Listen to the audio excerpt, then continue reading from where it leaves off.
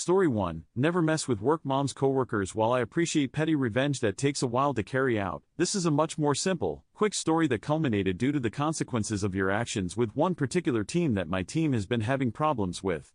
Context: I 34F have a nickname at work with the new hires that we hired on earlier this year, which is work mom.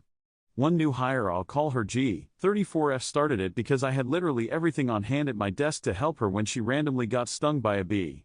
I love it because that sums me up in a nutshell personality-wise. I tell our team and teams we work closely with that if they ever need something from my desk or coffee nook, that they're welcome to it and to just tell me when they had to take something after the fact. G is also very kind and caring and loves making connections with our teams and trying to help out in any way she can so that she can be as well-rounded of an employee as possible. It's great, and her and I work off of each other very well due to this. From what little I can tell about my work, I'm in QA quality assurance, and majority of our time every year is spent doing quarterly audits. Normally, they go over very well and quickly and we have no issues.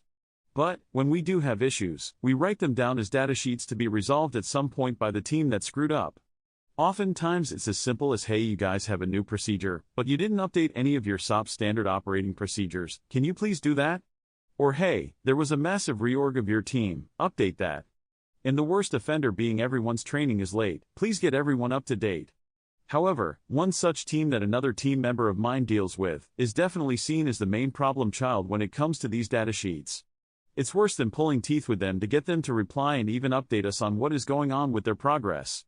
And one person in particular is an absolute see you next Tuesday and causes more issues than he's worth. I'll call him Neckbeard, because if you recall the South Park WoW episode, he is that neckbeard guy. Don't know his age, but it's close to our age for sure. This is where the petty revenge starts. G would often go over there to see how she could help that team with work and audits coming up, and also because one of the guys on the team was a friend of hers. Outside of being friendly to each other at work, they text each other quite a bit. I had met him too when he came over for birthday cake I made for G and thought he was pretty cool as well.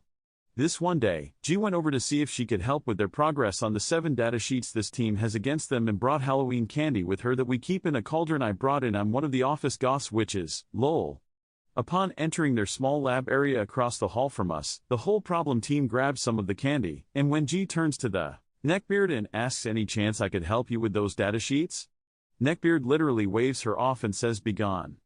The entire team, plus G's friend, laugh at her, so she thinks Neckbeard is kidding at first and kinda nervously laughs with them, but then they laugh harder.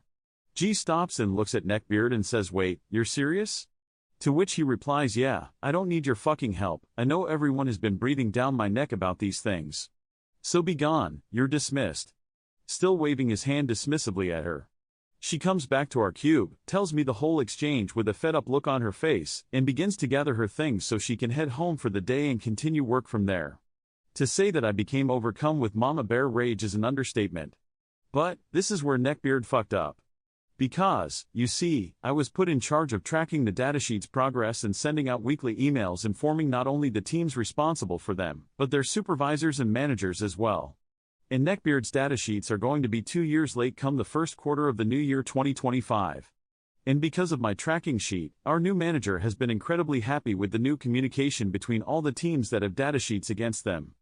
And apparently Neckbeard lied to our manager in saying that he was almost done with the datasheets, and he said he was in active communication with the QA team about them. So, I calmed down, I sought out our QA lead and updated him of the situation, and then I went to our supervisor. Our supervisor just came out of a meeting about the problem team and their outstanding data sheets, so when he saw the look of hate and discontent on my face, he knew something was wrong. So, he then started a new email to our manager and the problem team's supervisor to let them know what just happened. Oh, and G's friend that also laughed at her. He must have figured out that he fucked up, because he swung by shortly after the incident and asked if she was still in office. I just smiled at him and said no. She left and he cursed under his breath and took off back towards the lab.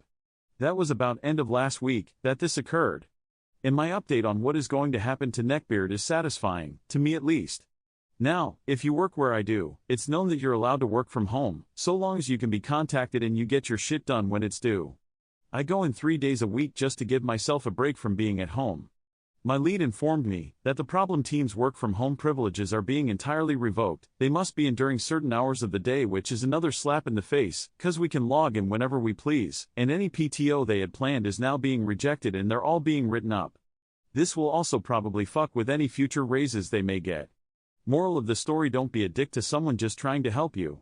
Panic 686 says, I love that. I do the mom thing as a man when I work with people too. Make sure they take lunch and breaks and all that. And I love when people dig their own graves with their own behaviors and actions at work. Agitated_basket 7778 says, oh, yeah. I so love seeing someone like Neckbeard get hammered to within an inch of their career. And this isn't just Neckbeard, but his team's PTO plans. Burn yourself and your team at the same time. Lovely. Wonderful Pen 1044 says, I can't believe they were allowed to have those datasheets open for 2 years. In a past job, you had 30 days to resolve the issue. This was government work, so they might be a bit more robust about it, but still, 2 years is insane. Story 2, you are your own revenge. My boss and I are friends.